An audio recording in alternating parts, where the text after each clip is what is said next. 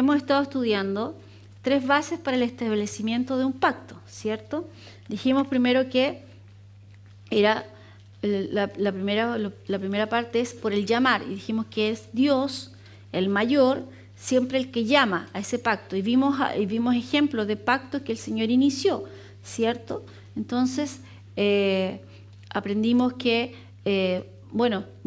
antes vimos muchos ejemplos de pactos en la Biblia, pero aquí comenzamos a hablar de los pactos de Dios, ¿cierto? Y vimos que Él es el que inicia, Él es el digno de confianza y Él es el que, dado el estatus que tiene, debe iniciar.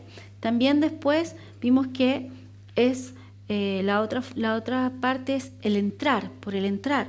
Entonces el hombre es invitado a entrar a ese pacto, ¿cierto? Entonces, pero el hombre puede decir sí o no. En este caso, y vimos algunos ejemplos de cómo se establecieron pactos y el hombre dijo sí. Ahora, nosotros en el pacto que estamos es tan bueno que no tenemos por dónde decir que no, ¿cierto? Y ahora la tercera parte, que es por el guardar el pacto. Entonces las dos partes se comprometen a cumplir los términos del pacto que ellos juramentan, ¿ya? Que lo vamos a ver más adelante. Y Dios requiere que esa alianza se guarde y que se cumpla. Entonces vimos también nosotros la semana pasada algunos ejemplos de esto. Leímos varias escrituras al respecto y dijimos que íbamos a comenzar esta semana acerca de las promesas que se hablan durante el pacto. Entonces, Efesios 2:12 dice: en aquel tiempo estabais sin Cristo, alejados de la ciudadanía de Israel y ajenos a los pactos de la promesa, sin esperanza y sin Dios en el mundo. ¿Cuándo? Cuando estábamos sin Cristo, ¿cierto? Eso era Efesios 2:12. Hebreos 8:6, que ha sido nuestro versículo base. Pero ahora tanto mejor ministerio es el suyo, cuanto es mediador de un mejor pacto establecido sobre mejores promesas. Entonces, no es que sea un pacto totalmente nuevo, porque de repente nosotros pensamos, es totalmente nuevo. Dice que es un mejor corte. Al pacto de Abraham tiene un mejor corte, ¿ya? Porque pacto siempre para nosotros implica un corte, cuando estemos hablando de eso. Entonces, él habla, ¿cierto? El Señor habla siempre a través de Pablo de pactos o alianzas de la promesa. Este nuevo pacto o este mejor corte tiene promesas superiores. Ahora, ¿por qué se compromete? ¿Por qué el pacto hace promesa? Es la forma en que Dios, a través de las palabras y de las cosas que Él promete, le demuestra al hombre su seriedad al respecto y que Él quiere cumplir eso, ¿ya? Entonces, si Dios no quisiera cumplir ciertas cosas, no las habría dejado escritas. Entonces, es muy importante entender que si Él dice algo, es porque realmente eso es lo que quiere. Y eso es, en algunos casos, no sé si lo hemos enseñado antes, no, pero hay algunas cosas que son promesas que se dijeron en el pacto, pero a nuestra altura, ¿cierto? O a nuestro año que nosotros estamos viviendo, para nosotros ya son hechos, ¿cierto? Entonces, por ejemplo, Él prometió a Abraham mirando hacia la cruz, pero nosotros miramos la cruz hacia atrás. Para nosotros ya hay cosas que son hechos, ¿cierto? La sanidad es un hecho, la redención es un hecho. Hay ciertas cosas que ya son, porque Jesucristo las completó en la cruz. Entonces, no vivimos de promesas, sino que hay promesas. Obviamente hay ciertas cosas que todavía tenemos que ver, no porque Dios no lo haya hecho, sino que porque nosotros todavía estamos aquí, ¿cierto? Revoloteando por aquí. Entonces, y que las vamos a ver más adelante en el cumplimiento de cuando ya estemos totalmente con el Señor. Pero ahora, para nosotros, son hechos. Entonces, de repente hay cosas que nosotros las miramos y nos aproximamos a Dios pensando que es una promesa. Y como nosotros, como hombres, muchas veces prometemos y no cumplimos, entonces pensamos en Dios de la misma manera. Pensamos que Dios promete, pero no cumple. Pero cuando usted hace, por ejemplo, el pacto del matrimonio, ¿cierto?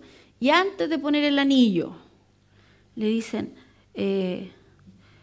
que repita algunas palabras, ¿cierto? Yo, tanto, te prometo y voy a estar contigo en las duras y en las maduras, ¿cierto? En chileno. En las duras y en las maduras, ¿cierto? Contigo pan y cebolla, qué sé yo. Todas esas cosas que se dicen, esas son las promesas. Que nadie te obliga a cumplir o que nadie te obliga a decir. Tú solito te pones la soga al cuello, ¿cierto? Entonces de repente a veces nosotros le decimos a los contrayentes, les decimos, bueno, habla lo que está en tu corazón. Y ellos hablan ahí, los que han estado en la ceremonia de matrimonio no lo saben. Ellos hablan y expresan lo que está en su corazón, pero solito, nadie, como mi abuelita era del sur, decía, nadie le apretó la cuella, ¿cierto? Nadie le apretó cogote, solito nomás hablaron y se comprometieron. Entonces Dios por amor, Él ha hablado ciertas cosas, Él prometió ciertas cosas que ya en Cristo, muchas de ellas para nosotros son hechos, ¿ya? Entonces, ¿qué es lo que tenemos que ver? Que nosotros más adelante vamos a ver los diferentes pactos y los vamos a estudiar todos.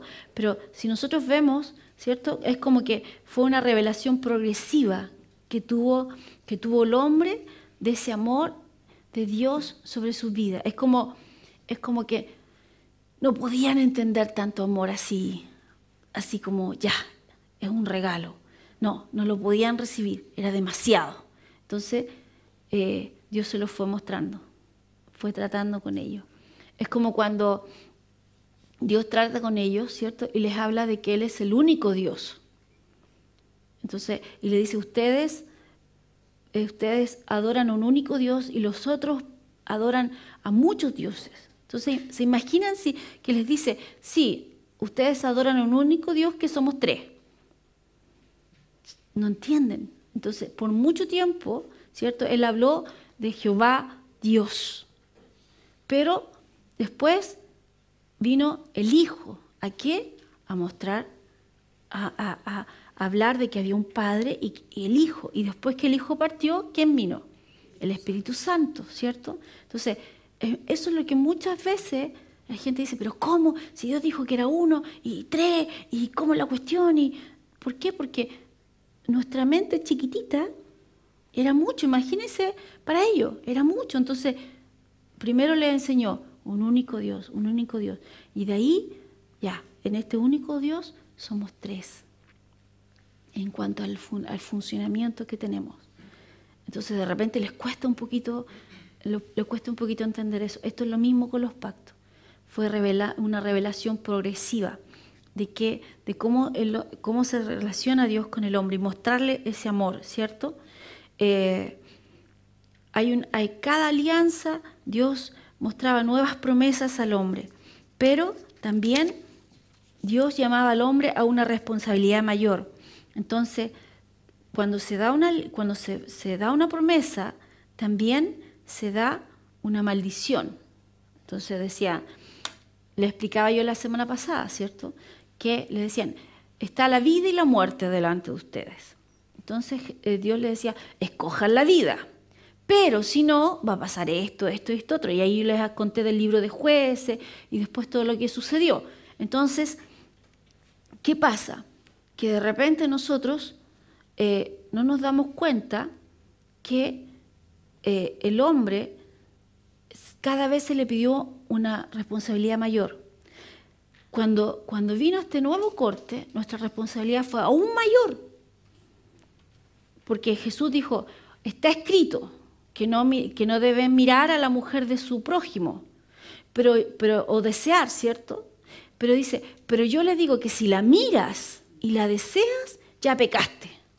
Entonces como, wow, está escrito que no mates, pero si tú tienes tanta rabia con una persona, lo miras, tienes ganas de matarlo, ya mataste. Entonces el estándar se elevó, arriba. Entonces uno dice, ¿pero cómo entonces voy a cumplir eso?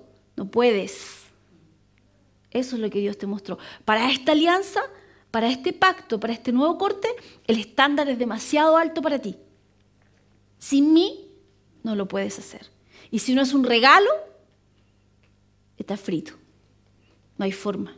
Entonces subió el estándar, cada vez fue subiendo más el estándar. Llegó un punto en que no lo podemos cumplir, porque ya ni siquiera era lo que yo hacía, sino que ya tenía que ver con mi corazón, con mis pensamientos, con cosas que a lo mejor eran secretas para mí, pero que son reveladas para Dios. Entonces, ¿cómo lo hago entonces? A lo mejor siempre tuve ganas, fui envidiosa y siempre quise no sé, por las cosas que tenía mi vecina.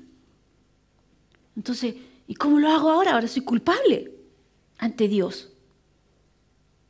Entonces, la única forma es que nosotros entremos a esta alianza como colado, por decir así. Porque Abraham, cuando fue hecho este pacto con él, Abraham estaba durmiendo. Pero él vio que una antorcha se paseaba por entre los cuerpos de los animales que estaban partidos. Y la alianza fue del Padre con el Hijo representando a la humanidad. Entonces nosotros ahora estamos en Cristo. Entonces la única forma que nosotros podemos cumplir eso es en Cristo. No hay forma de cumplir ese estándar. No hay forma de que lleguemos al punto de ser justos delante del Señor por nuestras propias fuerzas. Tiene que ser algo que Dios haga por nosotros. Por eso necesitamos un Salvador. Por eso necesitamos que Dios hiciese algo. La ley siempre se puso para mostrar, este es el estándar, porque dice que la ley es un ayo. Entonces, ustedes tienen arbolitos, ¿cierto? O por lo menos han visto un arbolito en la calle. Y los arbolitos les ponen un palito al lado. Derechito el palito. ¿Para qué? Para que el arbolito crezca al lado, pero por más que el tronco lo tratemos nosotros de afirmar y todo, siempre tiene como unos recovecos, así como unas cositas. Nunca va a ser tan perfecto como el palito que está pulido, ¿cierto? Está cepillado ahí y todo. Entonces, la ley era nuestro ayo, era para mostrarnos, no pueden solos, necesitan un Salvador, no pueden solos, necesitan un Salvador. Nos mostraba lo perfecto, que nosotros nos dábamos el estándar. Porque la Biblia dice que cuando nosotros no cumplíamos uno solo de las leyes, porque nosotros a veces pensamos, sí, los 10 mandamientos. No, los 10 mandamientos eran una parte, más las 600 otras leyes, ¿cierto? Entonces, si no cumplíamos una de esas, dice que éramos culpables de todo. Entonces es como, tú vas así como, ya no mentí, ya no hice esto, y es como que vas subiendo la escalera, ¿cierto? Y llega a un peldaño bien alto y dice, soy bacán, orgullo, abajo, todo de nuevo. Culpable de todo. Entonces no hay otra forma, necesitamos un Salvador. Entonces, el hombre estaba en maldición a causa de ¿qué? Del pecado, en Génesis. Pero este pacto que Dios hacía con los hombres le daba el chance para quedar en una posición de bendición. Pero dependía de su decisión. Dios lo convocaba, ¿cierto? Ellos entraban a esto, eran conocidas, ¿cierto? Las promesas y él decía, bueno, yo me comprometo a guardar esto, y conocemos muchos de nosotros la historia del pueblo de Israel, y si no, tiene que leer el Antiguo Testamento. Sobre todo Jueces. Yo considero que Jueces es como un buen reflejo de lo que a ellos les pasaba. Entonces, siempre el corazón de Dios fue bendecir a la humanidad. Ahora, ¿qué ejemplos de pactos tenemos? Génesis 3:15 dice, y pondré mi enemistad entre ti y la mujer, y entre tu simiente y la simiente suya. Él te herirá en la cabeza y tú le herirás en el calcañar. Entonces, ¿qué está hablando aquí? De los descendientes de la mujer, que finalmente, a pesar de que hubo ese problema, Dios le estaba dando una salida de lo que vendría.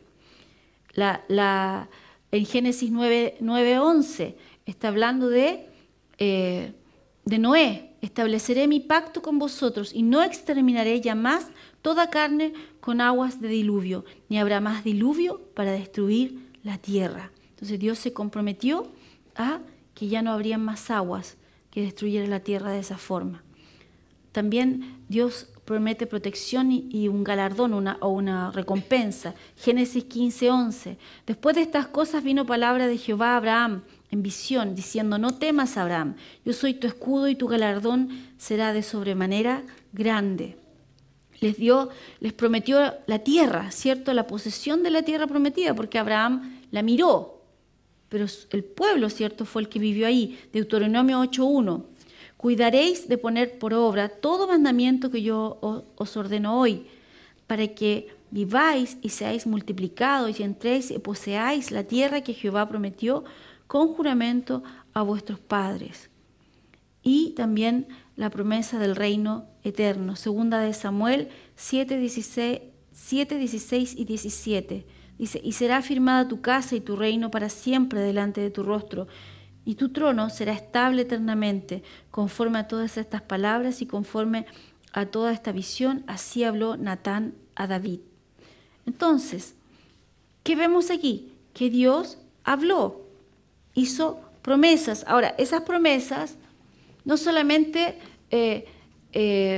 quedaron así como, ya, lo dijo. Nosotros tenemos a veces la costumbre de decir: no, si te lo juro por mi abuelita, te lo juro por lo más sagrado que tengo, ¿cierto? De repente tenemos esa frase que usamos. Bueno, ¿por quién jura Dios entonces? ¿Cierto? Dice: no habiendo nadie más alto que él jura por sí mismo, ¿cierto? Entonces nos muestra aquí que siempre en el pacto hay promesas, pero también hay un juramento, ¿ya? Entonces él le hizo un juramento a Noé. Isaías 54:9 y 10 dice: porque esto me será como en los días de Noé, cuando juré que nunca más las aguas de Noé pasarían sobre la tierra. Así he jurado que no me enojaré contra ti ni te reñiré, porque los montes se moverán y los collados temblarán. Pero ahí no dice que los montes se mueven y los collados tiemblan porque es un castigo divino. Entre paréntesis nomás, así como, sí, por si acaso, si alguien tiene alguna duda. Pero no se apartará de ti mi misericordia, ni el pacto de mi paz se quebrantará, dijo Jehová, el que tiene misericordia de ti. Entonces, ahí Dios hizo un juramento. Entonces Dios quebró su juramento porque ahora en el sur llovieron 110 milímetros más o menos en un periodo de 24 horas, quizá un poquito más. Entonces Dios no cumplió su palabra porque Él está enviando esta lluvia. ¿Es Dios enviando la lluvia o no?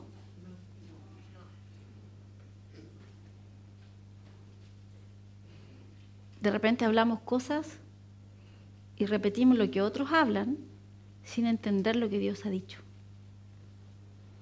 Porque la tierra está bajo maldición. Pero no es Dios enviando la lluvia.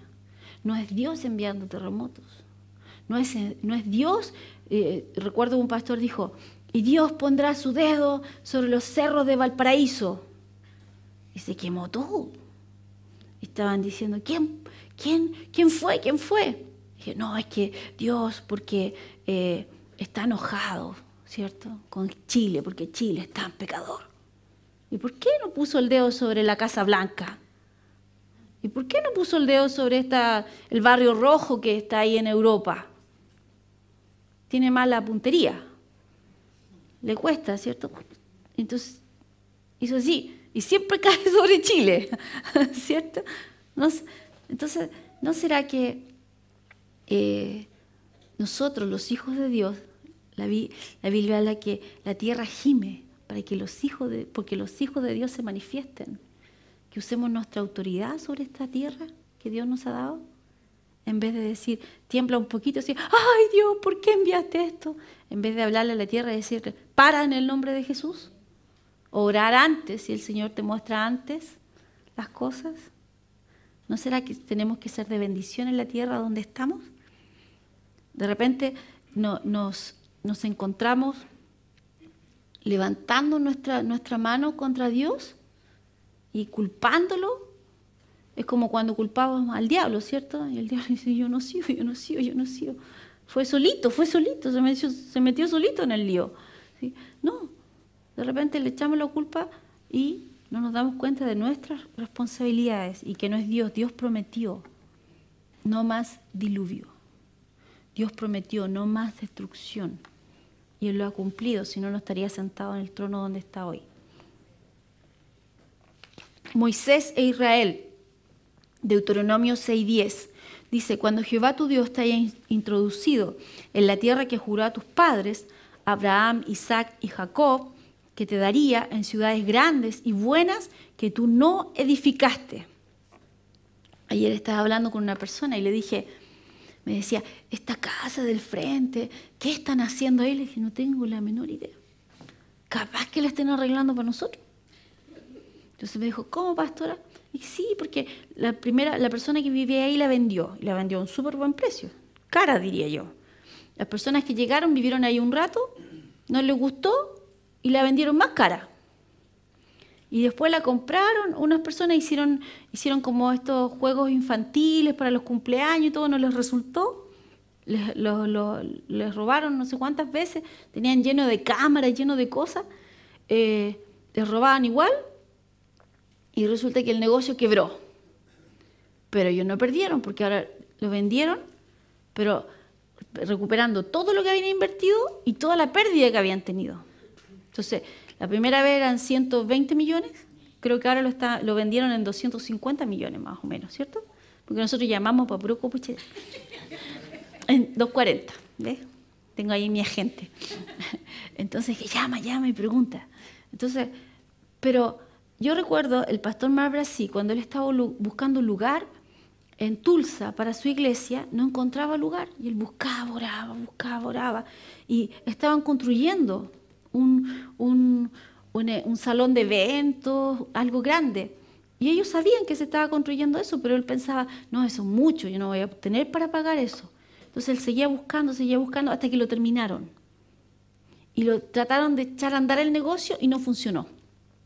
Entonces la persona lo quería después vender, quería deshacerse de eso y recuperar algo, lo que había invertido. Y lo vendió a precio de huevo. Y el pastor Mar Brasí, el Señor le dice, ese es tu lugar, está listo para ti, lo construí para ti. Y es ahí donde tiene la iglesia ahora. Tenía los estacionamientos, tenía las cabañas, bungalow, ¿cierto? Atrás para los misioneros, porque ellos siempre están recibiendo misioneros, porque tenían gente en todo el mundo, un tremendo salón para los niños. Ustedes saben que allá les piden, por ejemplo, cierta cantidad de personas, cierta cantidad de estacionamiento. No como aquí, que nosotros nos estacionamos en la calle, ¿cierto? No es así allá. Entonces, todo estaba hecho, todo estaba listo. Y se lo vendieron a un precio que ellos podían pagar. Entonces, de repente nosotros decimos, ¡ay, Dios, que se demora! No, a lo mejor te están construyendo tu casa. A lo mejor la empresa donde tú vas a trabajar está iniciando actividades solamente. Y ya viene ya para ti. Entonces de repente nosotros no nos damos cuenta que Dios prepara cosas. Aquí ellos llegaron a un lugar donde cosecharon lo que ellos no sembraron.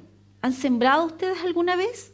A menos que sean poroto y choclo, el poroto es el único que brota en el vasito con un algodoncito todo rápido, por eso hacen los experimentos con poroto.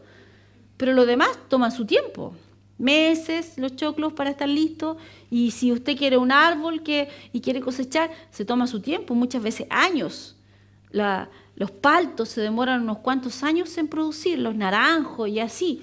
Entonces, ellos no plantaron eso, ellos llegaron a la tierra donde estaba listo. Las casas las habitaron y estaban listas. Ellos tenían que decir, ya, esta es tu casa, esta es mi casa, no sé, la de allá, la de acá, se distribuyeron todo. Pero todo eso estaba listo para ellos. Y si nosotros tenemos un mejor corte, una mejor promesa, estamos viviendo un mejor tiempo, ¿por qué no? ¿Cuál es el límite? Tu fe. el creer o no a Dios. ¿Le creemos o no le creemos a Dios? ¿Tiene un buen trabajo? ¿Nacimos nosotros para trabajar, trabajar, trabajar y nunca surgir? ¿No? Porque nosotros donde estamos prosperamos. Pero no, de repente no nos damos cuenta que Dios está preparando cosas para nosotros. Él tiene cosas preparadas y nosotros, como estamos en el tiempo del microondas, queremos todo así como ti, ti, ti, ti, ti, un minuto, pip, pip, pip, sáquelo. No, hay cosas que se demoran un poquito más en gestar. ¿Ha visto los edificios? Las personas que trabajan en construcción saben esto. Se demoran más en hacer los cimientos del edificio y mientras más profundos sean los cimientos, más alto es el edificio, ¿ya? Y se demora mucho más en hacer los cimientos, en la excavación y todo eso. Y de repente usted ve que están construyendo el primer piso y después, piso 20. Entonces dice, ¿cómo lo construyeron tan rápido? Pero a veces usted pasó 6 meses y dice, ¿qué están haciendo aquí? Hay un hoyo. ¿Qué estarán haciendo aquí? Estaban colocando los cimientos. Entonces a veces nosotros estamos en época de cimientos en nuestra vida. Y nosotros queremos al tiro el piso 20. Sí, ya viene el piso 20. Pero hay que poner cimientos para después que... ¿Usted sabe qué pasa si ese edificio no tiene un buen cimiento? ¿Cierto? O se derrumba porque, por ejemplo, tú haces cimientos para una casa de 2 pisos, pero no soporta 3. Entonces tú después quieres agregar un piso más y tienes problemas con la estructura. Se debilita porque no hiciste un buen cimiento. Entonces a veces nosotros queremos, yo pienso que la Iglesia Generación de Fe está poniendo cimientos. Él dice, oh, pastora, 13 años. No es mucho tiempo, es poco tiempo. Y estamos colocando cimientos, cosas firmes, bases firmes en la vida de las personas. Y a veces que decimos, sí, pero queremos al tiro todo Chile. No se puede todo Chile al tiro. ¿Por qué? Porque ¿quién va a ir a hacer eso? Si no tiene, esa persona no está cimentada en la palabra, si no está cimentada en Cristo, cualquier cosa lo va a botar. Entonces, rápido, ya, vayan, rápido. No. Es importante el tiempo de preparación. Es importante el tiempo de cimentarse. A veces uno piensa, no, esto es tiempo perdido. Nunca es tiempo perdido. Nunca es tiempo perdido. Vamos cavando y vamos poniendo cimientos, vamos sacando cosas, de repente rocas ahí, tremendas cuestiones que están molestando. Paradigmas, formas de pensar, ¿cierto? Que están equivocadas, que a usted le costó años ponerla en su cabecita. Y que de repente quieren que así salga. A la primera que los trujan, vuelve a aparecer. ¿Por qué? Porque ahí todavía está ahí arraigado, todavía hay algo que sacar. Si no, mire a su vecino.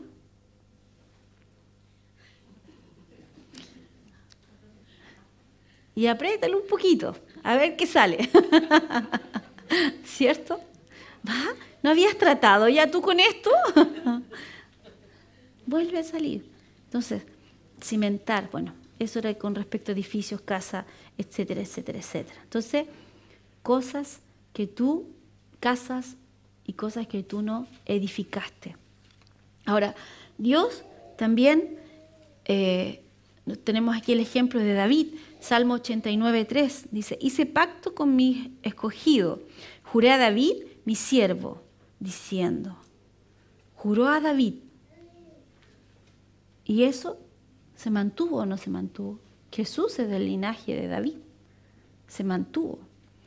David, por sí solo, él sabía que él no podía ser que su linaje perpetuara, porque ya había visto el ejemplo de Saúl.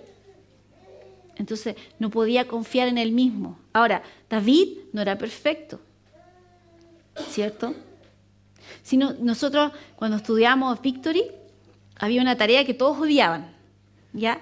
Yo les decía que leyeran Primera y Segunda de Reyes y Primera y Segunda de Crónica. Ya, esa tarea no la tienen ahora en Rema, así que estudiantes de Rema, sean felices. Esta se me ocurrió a mí nomás. Entonces, ellos tenían que buscar cada rey que había tenido Israel, colocar cuánto fue su reinado, quién eran sus padres y todo eso, cuál fue el veredicto de Dios sobre su reinado y las características generales del reinado. Eso era por cada rey. Y si nosotros sacábamos cuenta de los reyes que Dios dijo que estaba bien, eran contados con una mano, de todos los que hubo, durante años y años y años. Y de los que eran contados con una mano, ni siquiera era así como algo 100%, porque David fue homicida, David fue mujeriego. Ejemplo, le dio a Salomón 400 mujeres y 600 concubinas. Si ya tenía problema con una, ¿para qué quiere tanta? ¿Cierto? Entonces, imagínese usted tratando con esa cantidad de mujeres. Me decía, ay, no me miraste, no me saludaste, hoy día me toca a mí. Ay. No, horrible. Entonces, a mí no me compraste vestido y a la otra sí. Entonces, imagínense todo lo que significaba. Entonces, no era gente perfecta. Nunca Dios ha buscado gente perfecta. Así que ahora sonría. Respire. Ay. ¿Sabe qué es lo que hace la gracia de Dios? Nos da la libertad para presentarnos delante de Dios tal cual somos. Y confiar en su habilidad en nosotros. En confiar en lo que Él hizo en nosotros. Y decir, Señor, pucha que la embarré. Pero gracias porque te tengo a ti. Y vamos a salir juntos adelante de esto.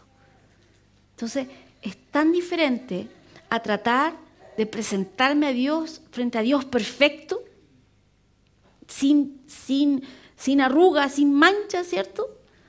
Bueno, yo ya no puedo ya. Y sin arruga y sin mancha, hoy día estaba viendo que se me está cayendo la cara por aquí. Estaba mirando al espejo. Entonces, y tratar de ganarnos algo tratando de cumplir un estándar que jamás podríamos cumplir. Entonces, qué buen pacto tenemos nosotros.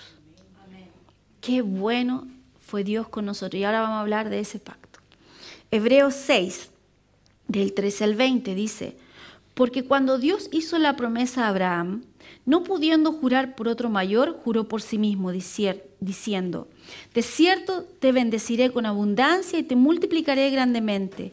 Y habiendo esperado con paciencia, alcanzó la promesa. Porque los hombres ciertamente juran por uno mayor que ellos, y para ellos el fin de toda controversia es el juramento para confirmación. Por lo cual, queriendo Dios mostrar más abundantemente a los herederos de la promesa la inmutabilidad de su consejo, interpuso juramento para que por dos cosas inmutables en las cuales es imposible que Dios mienta, tengamos un fortísimo consuelo los que hemos acudido para asirnos de la promesa puesta delante de nosotros, la cual tenemos como segura y firme ancla del alma. ¿Por qué del alma? Porque el problema es nuestra cabecita. No sé si ustedes vieron el Happening alguna vez. Pero decía, ¿qué pasa por su cabecita, mi amor? Le decía en uno de los chistes. Aquí está el asunto. Esto es lo que nos traiciona. Olvídese de Satanás un rato. Andan buscando de repente a Satanás por todos lados. No, aquí está. Ahí está el problema. Entonces tenemos su palabra, sus promesas, ¿cierto? Y su juramento. Tenemos dos cosas que eso nos anclan eso nos afirma para que nos agarremos, dice, para asirnos, para agarrarnos, ¿cierto? De la esperanza puesta delante de nosotros, la cual tenemos como segura y firme ancla del alma y que penetra hasta dentro del velo, donde Jesús entró por nosotros como precursor, hecho sumo sacerdote para siempre, según el orden de Melquisedec.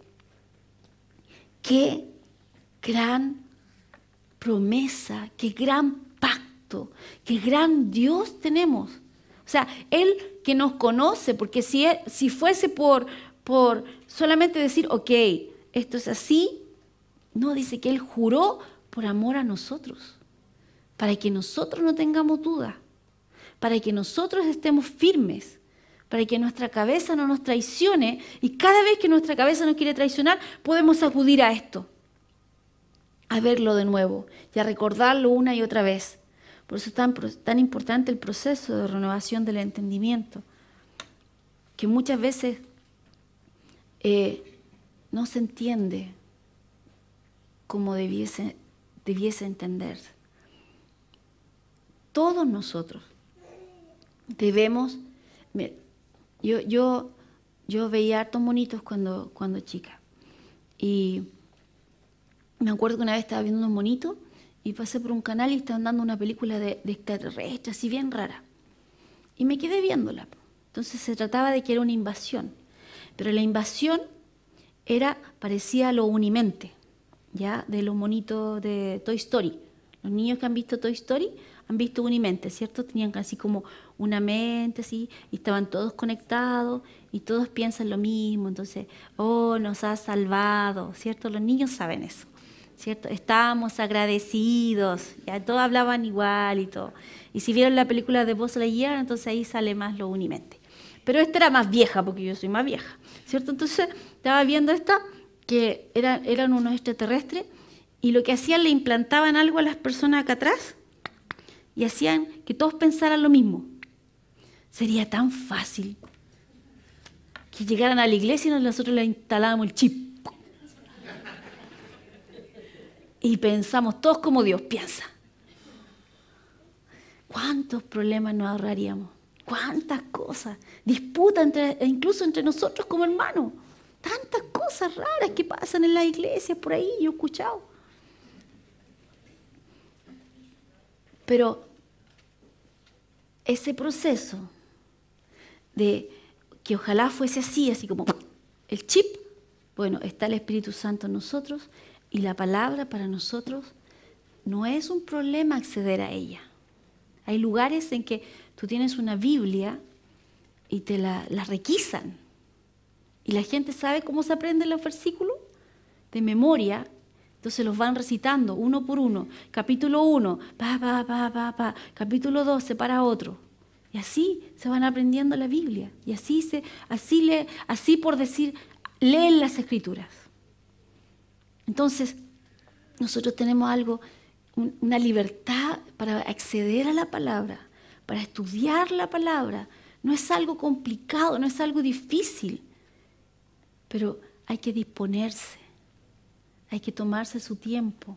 Entonces, no, pues pastora, eso es obra. No, eso es disciplina. No es obra, es disciplina. ¿Cómo vas a saber tú que Dios tiene esto para ti si no tienes idea? ¿Cómo vas a tener fe en algo que no sabes? Si yo, por ejemplo, tengo una herencia en el banco de no sé cuánta plata ahí, puede estar esa herencia años si yo no sé que tengo acceso a eso. Entonces, si a mí me llega una carta y me informa, puede llegar la carta a mi casa, me la dejan ahí y yo la tomo y la guardo, nunca la leo. Pero si yo tomo esa carta, la abro y me doy cuenta, ¡wow! El banco me está avisando que tengo esta herencia. ¿Qué hago? Accedo a ella, la voy y la retiro y es mía. Bueno, eso es la Biblia. Es la carta que Dios te dejó diciéndote, esto es tu acceso, esto es a lo que tú tienes acceso. Es un cheque que Jesús firmó para ti, con su sangre. Anda a cobrarlo. Es tuyo. Es un regalo. Eso es lo que Dios hizo por nosotros. Pero si yo no me levanto nunca temprano para ir al banco, no, pues qué lata que me lo traigan a la casa, ¿cierto? Está ahí, hay un problema, ¿cierto? Y el problema no es de Dios, definitivamente. Entonces, calla, Claudia, calla. La consolidación de una alianza. Entonces, la alianza o el pacto se consolida en los juramentos. Dios juramentó. Y lo otro que es importantísimo en los pactos es la sangre. En la iglesia, normalmente, en las iglesias cristianas siempre se enseñó acerca de la sangre. Pero últimamente hay algunas iglesias que han dejado de enseñar acerca de la sangre, porque ¿cómo va a hablar de sangre? Pues pastor, no me quede así, como ¿cierto? Entonces es como, no, pues pastor, no. Entonces sacaron las canciones sobre la sangre de Cristo, sacaron un montón de enseñanzas porque a la gente no le gustaba. Pero nuestro pacto, ¿por qué es tan fuerte?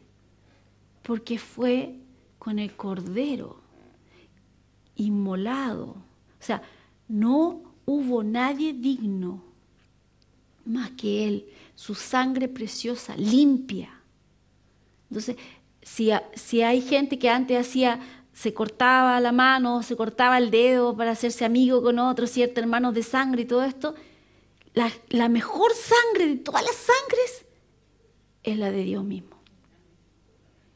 Y Él derramó su sangre en ese pacto, para que no es solamente la promesa, no es solamente el juramento, es la sangre.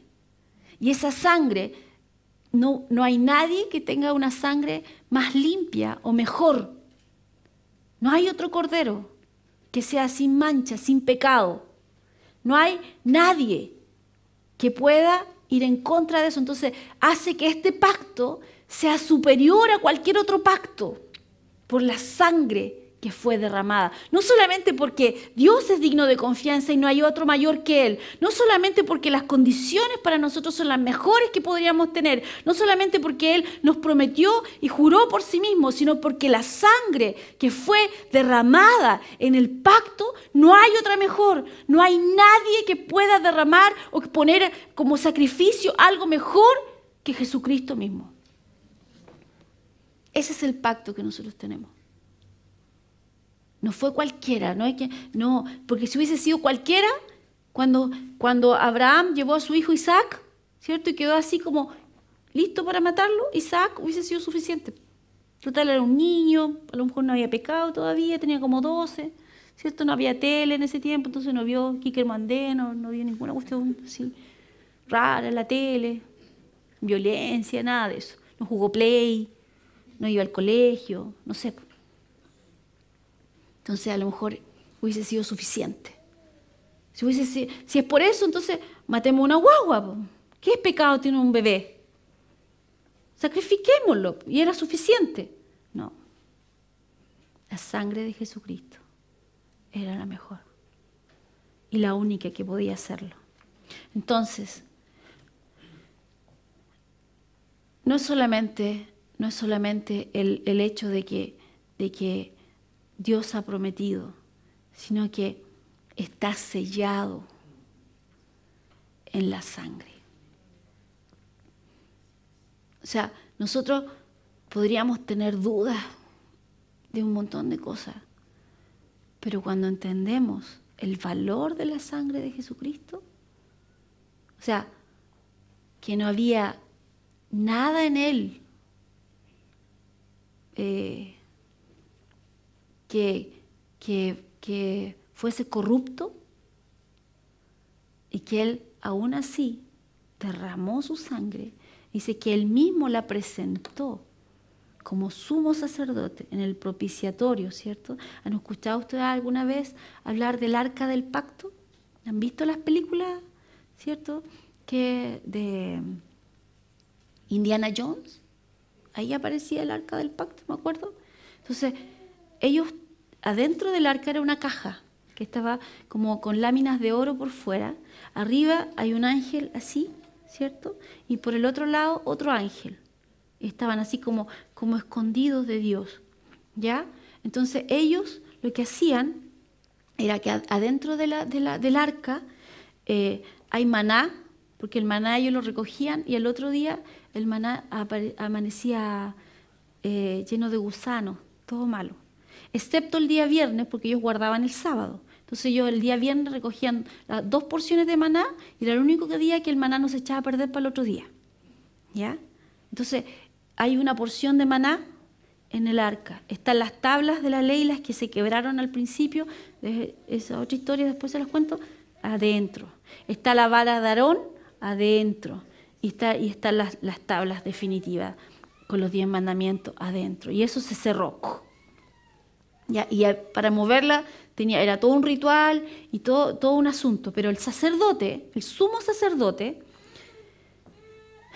con el cordero, que era el mejor de todos, ¿cierto? Se hacía un sacrificio una sola vez al año, que era el día de la remisión de los pecados.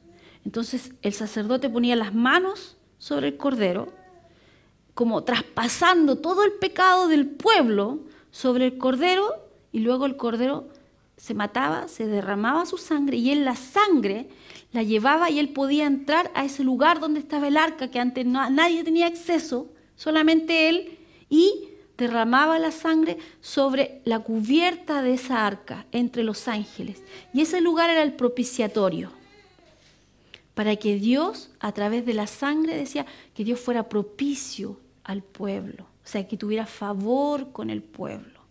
Entonces, eso se aseguraba que Dios estaba en la buena un año con ellos.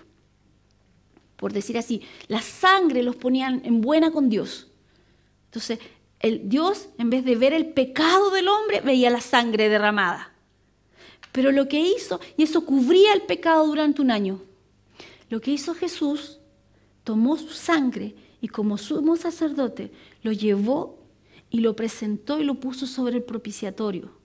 Pero él no solamente tapó los pecados, se dice que quitó el pecado. Su sangre limpió. Entonces los ángeles que estaban así escondidos de Dios, ¿cierto? Porque por la ira de Dios, ya no, eso no está más. Entonces el velo fue roto. Y todos tienen acceso a la presencia de Dios a través de Cristo. Esa es la sangre de Jesús. Así, en resumidas cuentas, ¿cierto? Dice que tenemos paz para con Dios a través de la sangre. O sea, ya no hay más disputa entre Dios y el hombre. No hay más separación entre Dios y el hombre.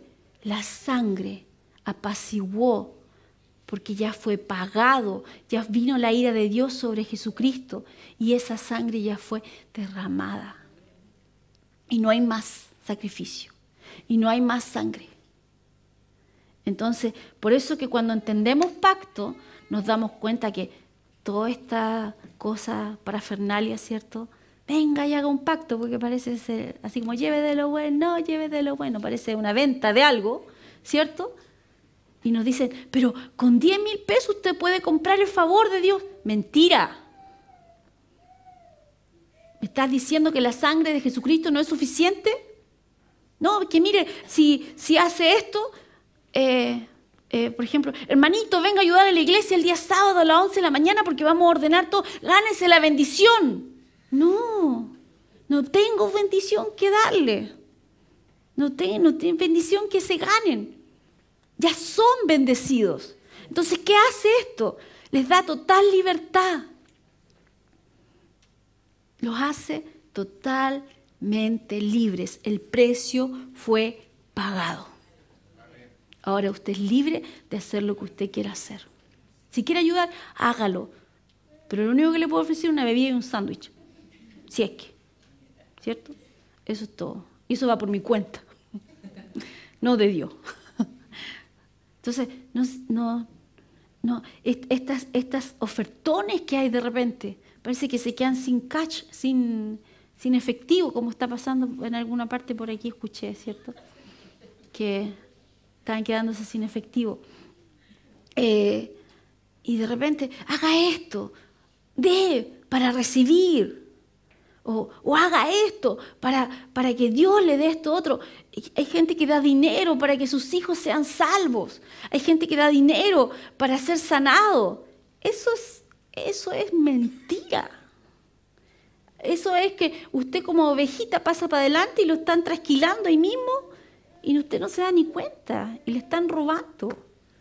Yo he visto eso. Yo he visto gente que ha dicho, ok, vamos a orar por los enfermos, pase con su ofrenda y oramos por usted. Y he visto cómo después el predicador abre su bolsito, agarra toda la ofrenda, la mete, cierra su bolsito y se va. Y es una pena. Pero eso lo hace porque la gente no sabe. Si nosotros entendiéramos lo que Jesucristo hizo, no caeríamos en esas trampas. Y no seríamos manipulados ni tratados de controlar, porque si alguien nos viene a tratar de controlar, no. Dios ha hecho esto por mí. No, ¿me estás tratando de manipular? ¿Me estás diciendo que no me voy a ir en el rapto? ¿Cuál es la forma que tratan de manipularlos? De manipularnos. Temor. Te va a faltar. Si tú te vas de este lugar, te va a ir mal. No, ¿por qué? Que si tú das no vas a tener. Uy, que hay gente que no da y tiene más que nunca. Porque son bendecidos. Entonces, este mensaje no conviene predicarlo. ¿Por qué? Porque la gente hace lo que está en su corazón. Entonces, sácales el temor y quedan tal cual son. Y van a hacer lo que realmente quieren hacer. ¿Quieren llegar temprano el domingo? Gloria a Dios. ¿Quieren ayudar? Qué bueno. Pero no se van a ganar ningún punto. No se van a ganar ninguna perlita de ninguna cosita. No, nada de eso. Y no se van a ganar ninguna bendición extra porque ya son bendecidos. Todo lo que pertenece a la vida y a la piedad ya nos fue dado. ¿En quién dice? Juntamente con el Hijo. Punto. ¿Qué me van a ofrecer? Si ya lo abarcó todo. Si ya me dio todo. Ya habló bien de mí. Ya preparó, ya tiene buenos planes para mí. Ya tiene un futuro. Para mí, un buen futuro. Entonces, ¿qué me van a ofrecer? Nada. Nada más de lo que ya tengo. Entonces lo tengo todo. Entonces, ¿por qué hago los pasos o doy los pasos que doy? Porque quiero. Porque es mi decisión hacerlo. Punto. Eso es todo.